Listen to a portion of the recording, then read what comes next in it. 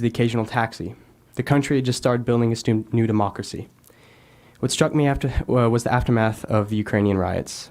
It looked like downtown New York after 9/11. Lines of faces on missing papers, flowers, candles, under many of the faces that would never return to their families. However, one thing that struck me was the stark difference between the faces that I saw in the videos of post 9/11 and the streets of Kyiv. They were students, high school and college alike. George Mason students may not be fighting for their entire country's future, or to overthrow a government which sent death squads to houses because they spoke out against it. But what we're doing here is just as important, because the fact that we are only 30 minutes away from our nation's capital and maybe too afraid to engage in a large civic event because of our academic career and how seriously we take that, living in Falls Church, is not okay. Those students in Ukraine showed me one thing, and that is by doing even the smallest thing, it is students and young people that can make the most change. Thank you. Thank you. Our next speaker is Coleman Gardner.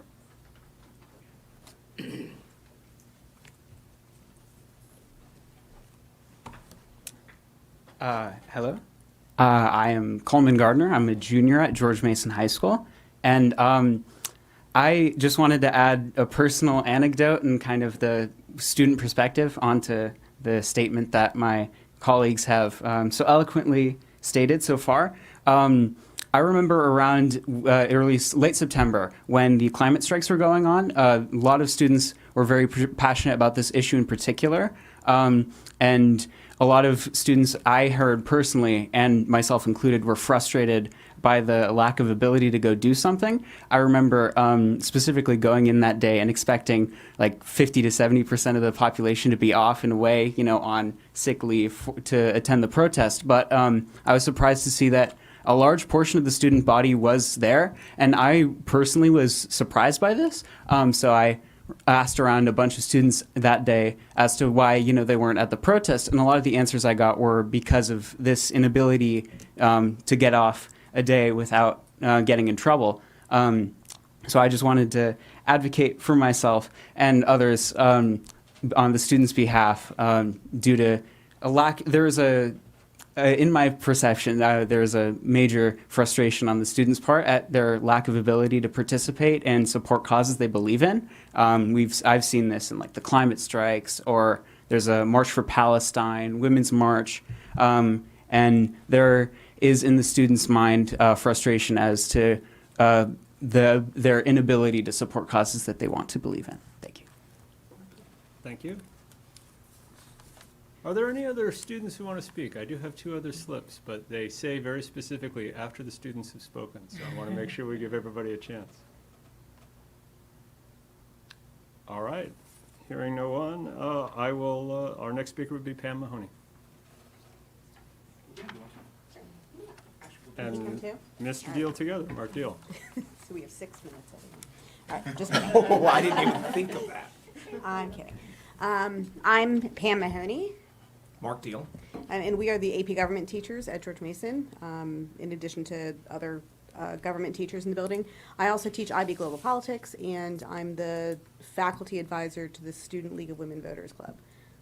Anyone want to? I teach AP Government and IB Business, Economics and Personal Finance, Certified French, that goes on and on.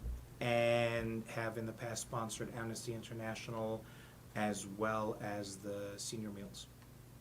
Both AP Government and IB Global Politics actually require civic engagement activities as a core part of those classes. So this year alone, I just looked at my list, but I've had students attend the March for Life, help to register voters for the League of Women Voters, march to protest climate change, lobby legislatures. I have kids planning to work the polls on Super Tuesday, and then several have actually left school to go interview leaders for research on the topics for their engagement, and several are also calling you guys, so get ready for that.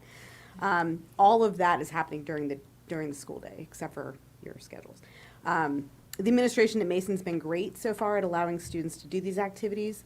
But I think a school board policy that formalizes our community's appreciation would send a strong, for civic engagement, would send a strong message.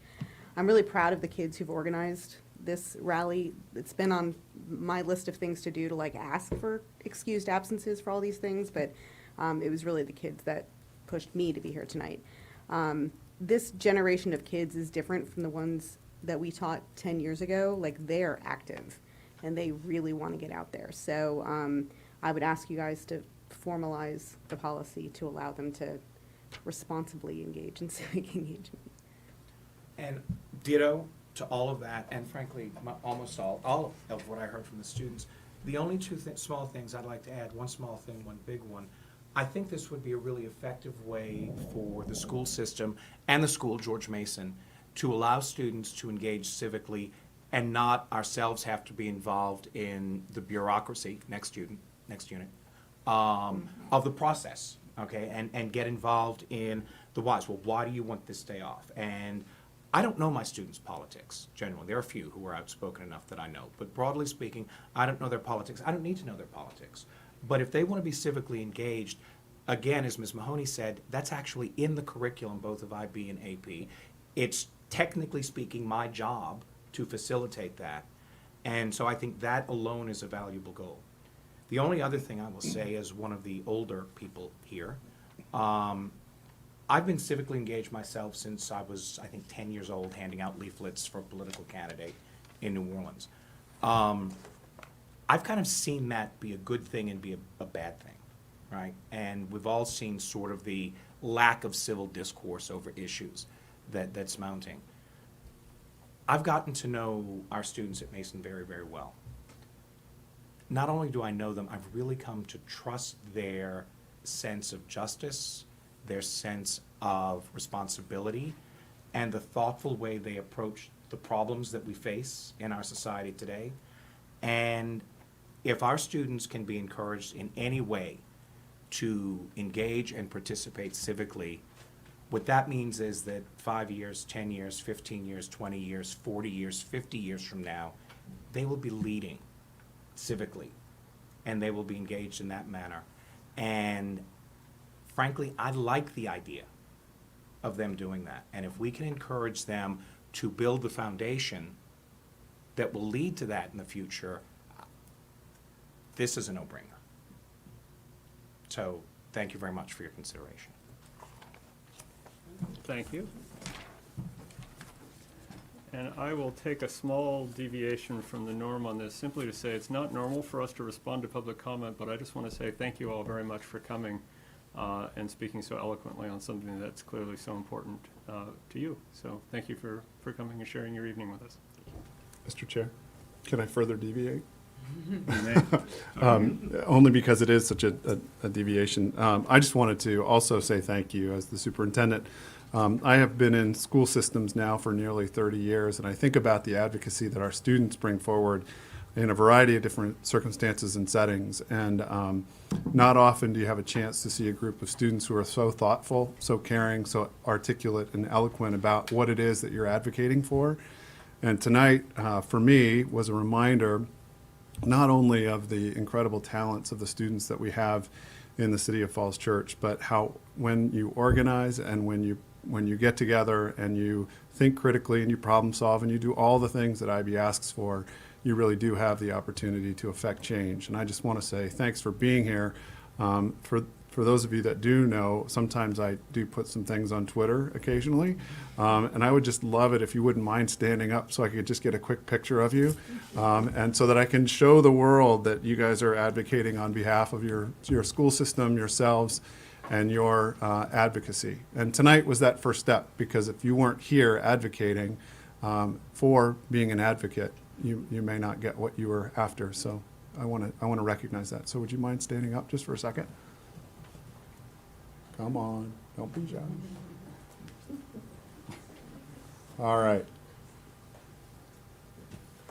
Mr. Benton. Okay, here we go. Ready? 1, 2, 3. Thank you. Thank you for that opportunity. Thank you.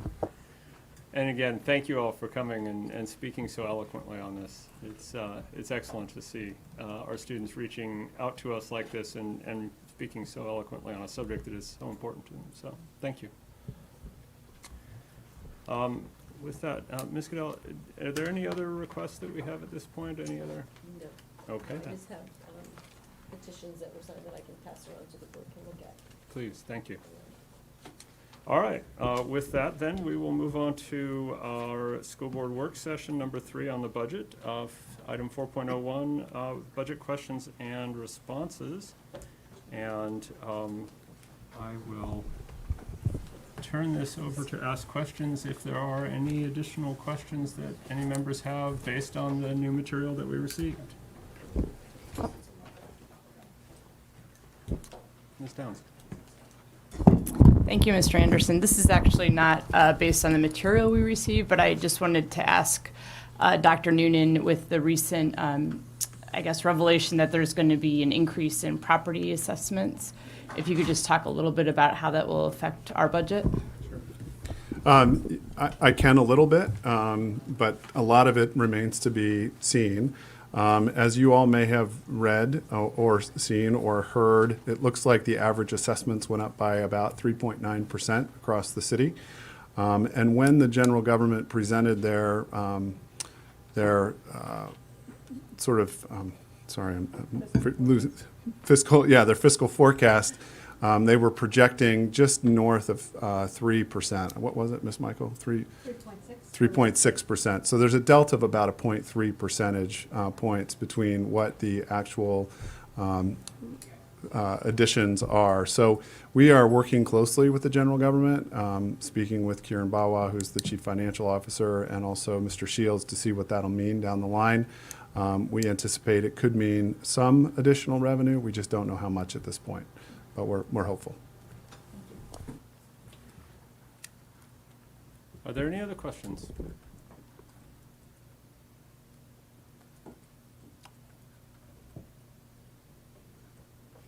Here we go. You give me the same expression. Okay. I have just an observation to make, but I'm also wanting to make sure that we get questions answered if there are any.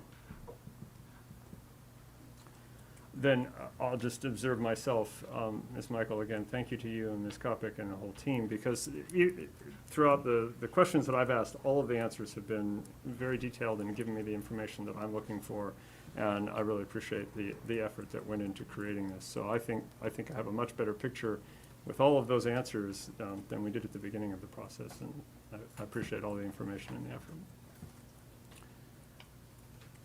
If there isn't anything else from anybody on this matter, we can move to our next item on the agenda. So I am looking around to make sure. All right. Our next item, we have a closed meeting coming up, and I would entertain a motion related to that closed meeting. Mr. Webb.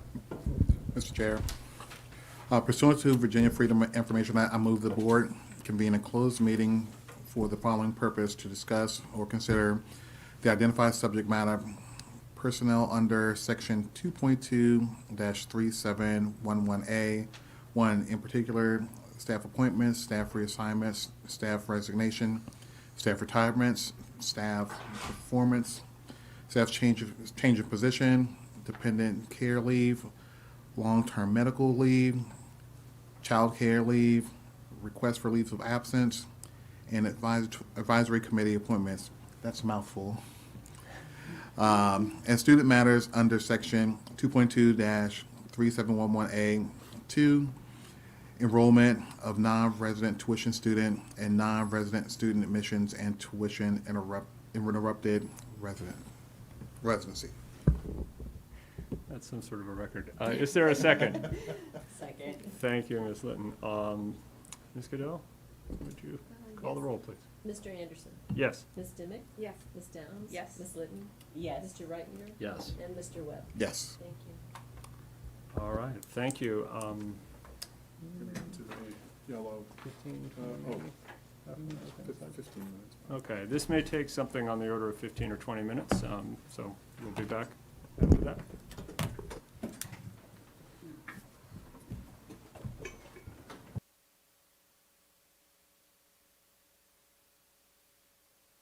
All right, I would entertain a motion to reconvene us back in open. Mr. Chair, I move reconvene in open session.